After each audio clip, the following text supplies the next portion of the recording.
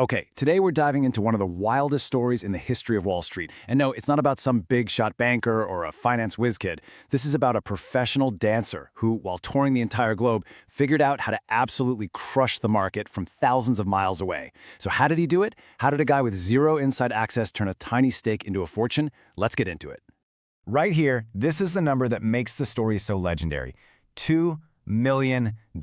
And that's the profit Nicolas Darvas pulled in just 18 months back in the late 1950s. I mean, come on, how on earth does a full-time dancer, a guy who was literally sleeping while the New York market was open, pull something like that off? To really wrap your head around his success, you first have to understand the man himself. Because the clash between his world, the glittering stages and performance halls, and the cold, hard numbers of the stock market, well, that's where this story really gets interesting.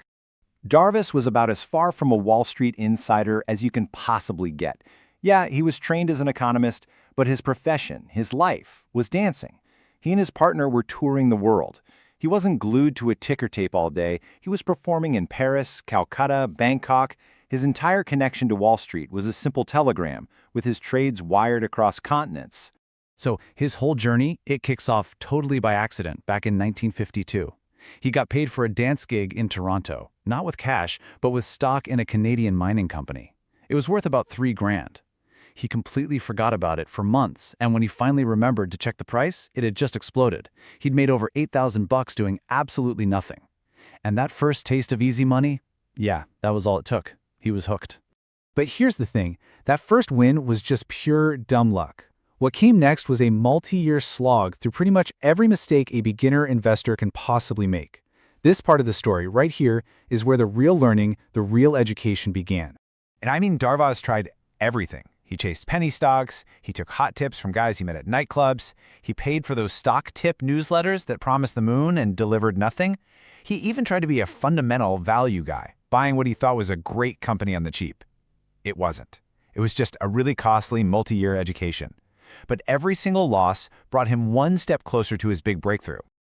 Through all that failure, he picked up one habit that absolutely saved him. He got ruthless about cutting his losses. If a stock turned against him, he sold it, period. No second guessing, no praying for it to come back. While most rookies are clinging to hope, Darvas learned to treat trading like a business, not a casino. And honestly, this one discipline is what kept him in the game long enough to figure it all out. So after years of trying to predict the future, guess the next big thing, and follow other people's advice, Darvas had this epiphany. He just stopped listening to all the noise and started, watching the stocks themselves. He became a student of price and volume, and out of that obsession, his famous box theory was born. The idea is actually pretty simple, but it's incredibly powerful. Darvas noticed that stocks don't just shoot straight up or straight down. They tend to bounce around. They fluctuate inside a specific price range for a while. He visualized this range as a box. The top of the box was like a ceiling where sellers kept showing up. That's resistance. And the bottom was like a floor where buyers stepped in. That's support. Okay, so this is how the system actually worked in practice. First, he'd find a stock that was trading in one of these boxes. Then, he'd place an order to automatically buy it only if it broke out above the top of that box, especially on a big surge in volume. The second his buy order got filled, he'd immediately place an automatic sell order, a stop loss, just below that breakout point. And then, as the stock kept climbing and formed a new higher box, he would just move his stop loss up with it. See?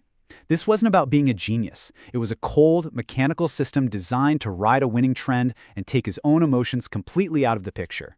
So why did this actually work? Well, it's because Darvas had this huge realization. The market is driven by people. It's driven by human psychology, fear, and greed. He finally understood that a company's balance sheet often has very little to do with its stock price in the short term. The story of the stock, told through its price chart and volume, was what really, truly mattered. Now, the box theory wasn't just some clever trading trick. It was the bedrock of a super rigid, super disciplined system. And his rules, man, they flew in the face of almost everything that conventional wisdom tells you to do. This just lays it all out so perfectly. Most people tell you, buy low, sell high. Darvas said, buy high and sell higher. So why would you buy at an all-time high? Think about it. It signals powerful momentum, and more importantly, it means there are no unhappy investors stuck at higher prices just waiting to sell and get their money back. He also totally rejected the idea of diversification. He preferred to focus all his money on just a few of the market's absolute strongest stocks. He wasn't hunting for bargains, he was looking for rockets that were already taking off. And these principles right here, this is what held it all together. You see the theme, right? It's all about getting your ego out of the driver's seat. He used automatic orders so the system, not his gut, made the final call. He learned to swim with the current of the market, not against it. And maybe most importantly, if no stocks fit his strict criteria, he had the discipline to just sit on the sidelines in cash and wait. Patience was his ultimate weapon. So, why are we talking about a dancer from the 1950s? Why does his story still matter so much today? Because the core principles, market psychology, discipline, and trend following, those things are completely timeless. And look, this isn't just some dusty old history lesson. Let's fast forward to late 2007. As stocks started to wobble and break down and stopped making new highs, the Darvas system gave a crystal clear, unemotional signal: it's time to get out. An investor who was following these exact same rules moved his entire account to cash in early January 2008, protecting all his profits just before the financial crisis completely wrecked the market. The same logic that helped make millions also knew exactly when to protect that money. Which leads us with a really fascinating question at the end of all this. Darvas' incredible journey, it kind of suggests that maybe the real secret to beating the market isn't about being smarter than everyone else or having some secret information. Maybe it's about having a system that protects you from your own worst instincts, your fear, your greed, your ego. Maybe the real secret is just having the simple discipline to follow your own rules, no matter what.